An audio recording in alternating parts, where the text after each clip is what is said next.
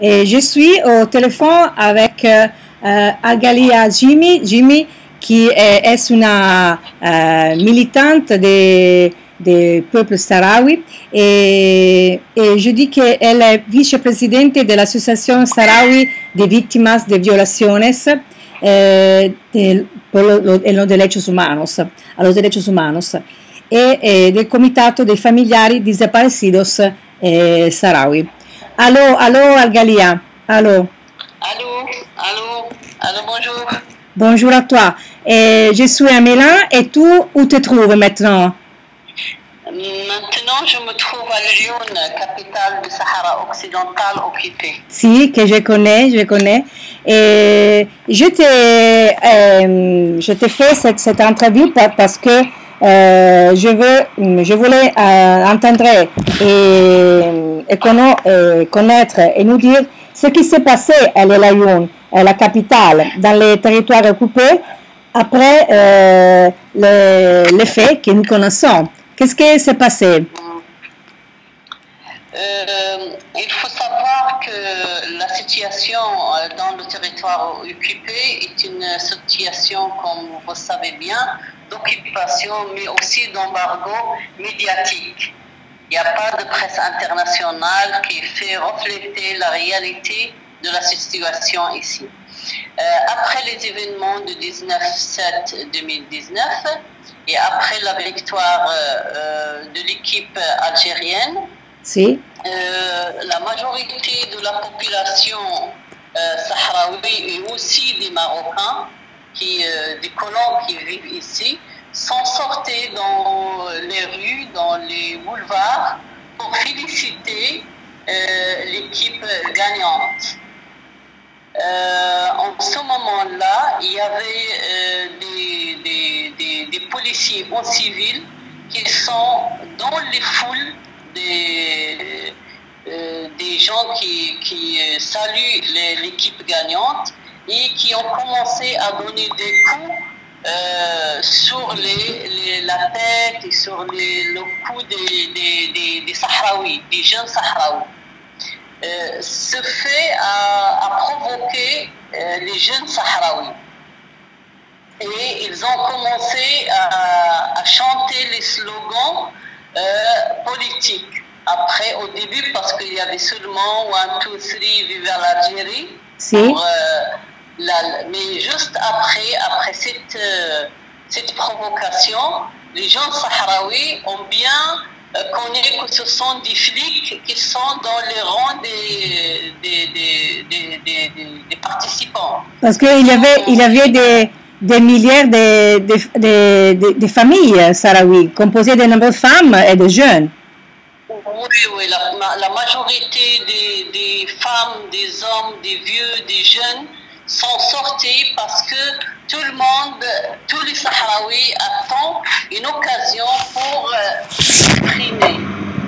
Si. Vous savez que toutes les manifestations qui ont une tendance politique sont toujours réprimées. Si. Les Sahraouis toujours ils attendent une occasion, que ce soit un match de football, que ce soit une visite d'une délégation étrangère, pour qu'ils puissent se manifester et exprimer leur souhait de l'indépendance. Donc en ce moment-là, les jeunes ont commencé à chanter les slogans de l'indépendance et la police s'est réagi violemment contre eux. Et ils ont commencé aussi à lever parfois des drapeaux de Front Polisario de la République arabe sahraoui démocratique. Mais tu penses que maintenant, alors, nous sommes obligés de constater que bien peu de choses ont changé pour le peuple sahraoui? Effectivement, parce qu'il y a une tendance internationale et une volonté aussi internationale, une volonté qui ne veut pas régler ce problème.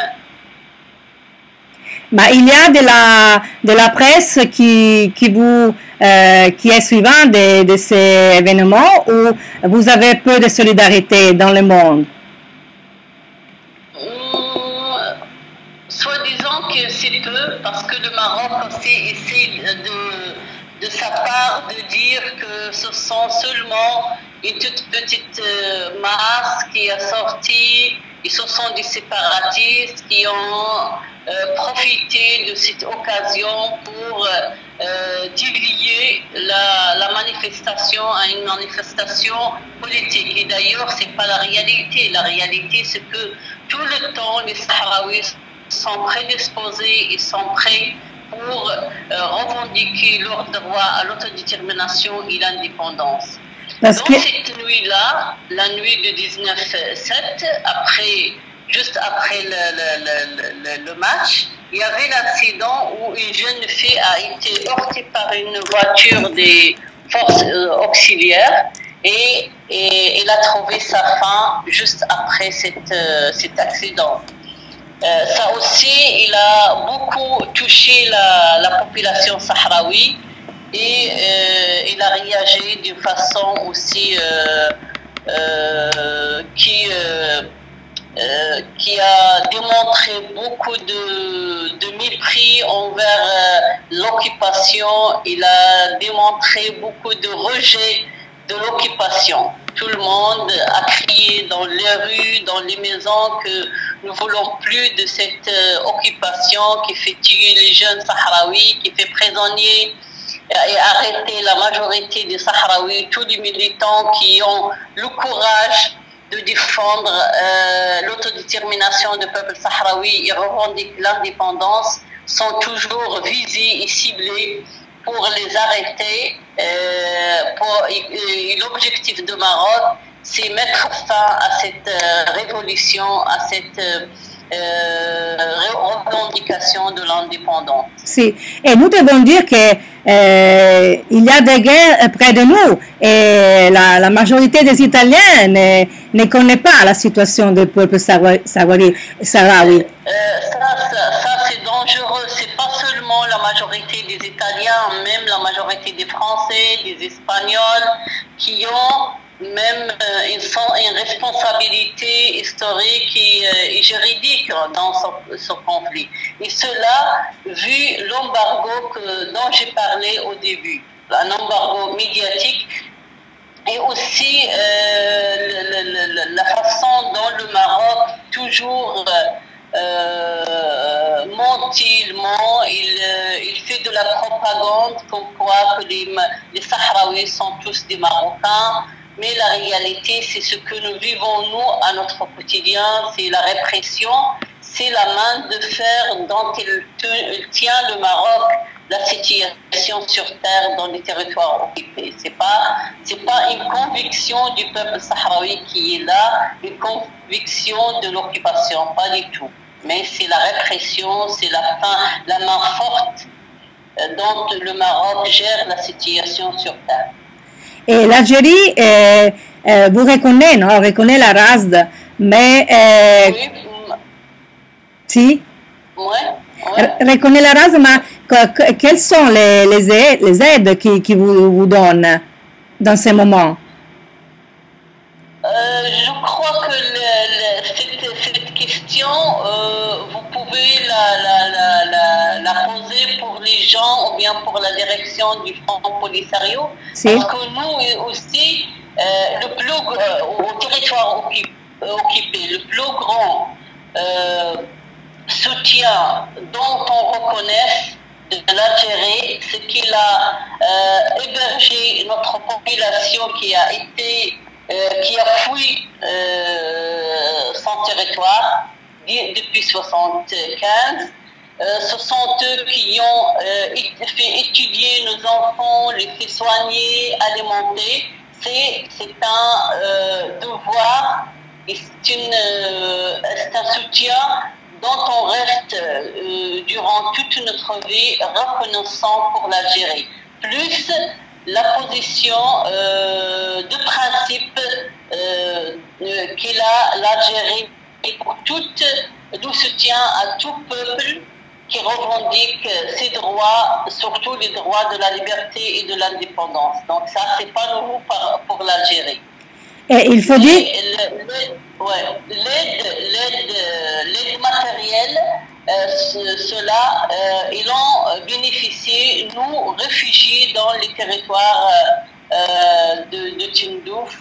Si. Mais nous aussi, ici, nous n'avons pas aucun rapport avec ce soutien matériel. Si. Et je connais votre situation. J'étais dans votre territoire, dans Al-Ayoun, et je connais molto bene la situation parce que j'ai réalisé des projets avec les femmes sahraouis et je connais la solidarité qui est visible en Italie, en chaque municipalité italienne. Mais le problème, c'est politique dans ce moment. Oui, il y a le soutien populaire partout, même en France, même en Espagne. Le soutien populaire, il est très très bien. Il y a de l'aide humanitaire. Mais je crois qu'après 43 à 40 ans, 44 ans d'occupation, ce n'est plus la peine d'avoir seulement un soutien humanitaire. Nous avons besoin d'un soutien politique pour qu'il puisse pousser vers la solution de ce conflit afin que les deux peuples, que ce soit marocains et sahraouis, vivent en paix et en convivence dans le Grand Maghreb, qui est un rêve pour tout le nord de l'Afrique. Donc, c'est ça, parce que la stabilité et la paix, ce sont les deux facteurs qui vont aider à un développement réel, à une vie dans le respect mutuel entre le peuple. Sans ce respect mutuel, sans que le peuple sahraoui bénéficie de son droit à l'autodétermination et exprime son choix politique, je crois que la stabilité restera loin de régner. Et les Nations Unies, qu'ont fait? Ça aussi, c'est un grand problème. Les Nations Unies et sa mission, la MINURSO, depuis sa création, sa tâche était bien claire. C'est le référendum, le maintien du référendum. Depuis 1991, nous sommes encore là, nous attendons ce que cette mission applique sa tâche. Et malheureusement, il n'a jamais accompli son devoir qui est un référendum dans le Sahara occidental. Donc, il n'a pas fait son devoir qui est le référendum et aussi il ne reporte pas sur les violations quotidiennes de droits de l'homme que le Maroc commet contre la population civile sahraoui ici au territoire occupé. Et tu peux voyager dans le monde pour raconter votre histoire? Oui, pour moi, oui, je peux bien voyager et je voyage. Mais tout ça, c'est une grande bataille que j'ai menée avec mes camarades défenseurs des droits de l'homme. Le Maroc, au début, nous n'a pas laissé à voyager. Il nous a prévu nos passeports pour des années. Mais suivant notre lutte et nos relations avec les ONG internationales, finalement, on a pu avoir nos passeports et nous pouvons de temps à l'autre, par exemple, aller à Genève, participer au Conseil de droits de l'homme ou bien faire des conférences là ou là. Mais ça reste une toute petite quantité de défenseurs des droits de l'homme, quelques-uns qui ont ce privilège, qui peuvent avoir la possibilité de voyager. Mais la majorité ou la totalité de la population sahraoui qui décide bénéficier de son droit à l'autodétermination, il n'a pas l'occasion de s'exprimer ici sous occupation vu la répression quotidienne. Si. Combien sont la population des réfugiés?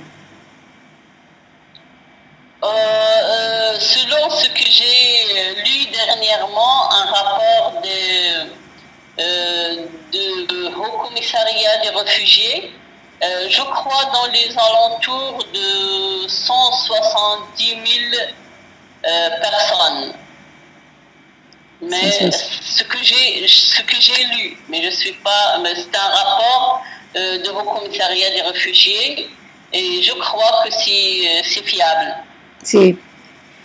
Et dans cet été, nous savons que le territoire du désert, c'est très grave, non? Pour la population, pour les niños, non? Pour les bambini, pour le petit et pour tout.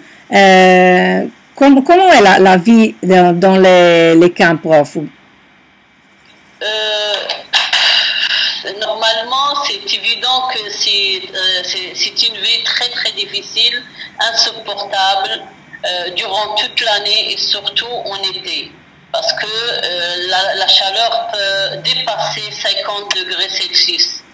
Et vous savez bien que le Sahara occidental, il a un littoral de presque 1200 km de mer, des plages. Mais le peuple sahraoui, dans les campements des réfugiés, il est privé de cette ressource naturelle qui est la sienne, dont ils profitent maintenant, les Marocains, et nous qui vivons aussi sous occupation. Mais notre population qui est dans les campements des réfugiés, ils sont dans des conditions très difficiles. Et vous voyez les changements climatiques qui tapent dans le monde entier, surtout au désert, là où il y a une température insupportable. Dieu merci que un certain nombre de nos enfants, petits-enfants, peuvent voyager grâce au programme de vacances en paix, peuvent voyager à l'extérieur vers l'Europe, par exemple en Italie, en France, en Espagne. Et de ma part, je salue infiniment toutes ces familles qui soutiennent ces enfants, qui les fait héberger pour passer une période de leurs vacances d'été, profitant des piscines, des plages, échanger un peu le climat du désert. Merci à vous tous. Et je te dis que je suis une des premières femmes en Italie qui a organisé ces voyages pour le petit à Milan, qui l'a organisé avec l'institution de Milan et de la municipalité de Milan. Et j'ai porté ce projet en Italie et je suis veramente molto felice di questo, veramente heureuse. Et j'ai réalisé... C'est très injuste, c'est honteux de laisser ces petits-enfants souffrir parce que ceux qui ont allé vers les campements en 75, des petits, des bambini, en 75 maintenant sont devenus des adultes. Et c'est très vraiment injuste, c'est très honteux de laisser aussi jusqu'à maintenant tous les petits dans cette atmosphère vraiment très difficile, ce climat très difficile. Il faut que la communauté internationale bouge et assume sa responsabilité et résoudre ce conflit pour que le peuple sahraoui retourne sur sa terre et bénéficie de sa terre, sa mer et ce ciel. Et cela à travers un référendum qui peut aboutir à une solution choisie par les Sahraouis. J'espère que ton appel avec l'information, la communication de nous qui faisons ce travail pour informer la population et les Italiens soit importante. Nous l'espérons. Et je te dis que j'ai réalisé dans ma vie de nombreux livres et les deux livres tiennent le titre qui est dedicato alle donne del deserto parce que le titre de mon livre s'appelle Les femmes, l'eau dans le désert et j'ai rappelé en pensant les femmes du désert de l'Amada. Sì. E allora je te dis che ti ringrazio, grazie pour... Kitty, avant de terminer, parce si? que quand j'ai parlé des enfants, je me fais rappeler que juste hier, j'ai visité avec un nombre des camarades défenseurs des droits de l'homme, dont Aminatou Haïdar. Nous avons visité 4 petits-enfants, 4 mineurs qui ont été libérés après l'événement de 19-7. Si. Et nous avons trouvé les petits-enfants tout effrayés, traumatisés.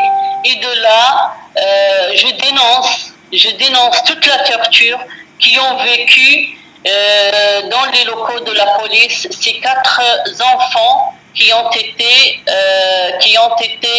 arrêtés depuis le 19 jusqu'à hier. Ils étaient libérés après leur comparaison devant le juge d'instruction. Ah, ils ont 4 enfants. Oui, 4 enfants étaient libérés hier, mais après qu'ils étaient torturés, on les a trouvés dans un état